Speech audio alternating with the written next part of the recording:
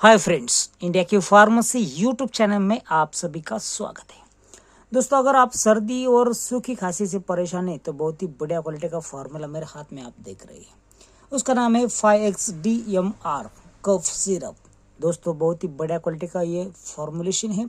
डेक्स्ट्रोमिथासोन, cetirizine, ambroxol और menthol से बना बहुत ही टेस्टी ऐसा सिरप है। इसके इस्तेमाल से आप सूखी खांसी का इलाज कर सकोगे। इतना ही नहीं, नाक अगर आपका बह रहा है तो उससे भी आप निजात पाओगे और कफ को ये आसानी से बाहर निकलता है। दोस्तों, डिलीशियस ऐसे फ्लेवर में अवेलेबल है जिसके कारण बहुत सारे लोग इसे इस्तेमाल कर रहे हैं।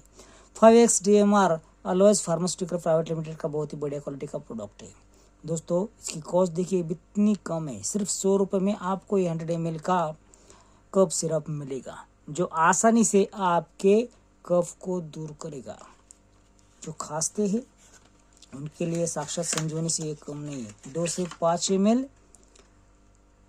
4 बार दिन में से हर 6 घंटे बाद आपको इसे लेना है।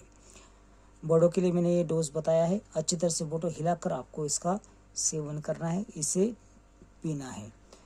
अगर आपको दी हुई जानकारी पसंद है तो लाइक शेयर करना ना भूलिए। वीडियो देखने के लिए धन्यवाद।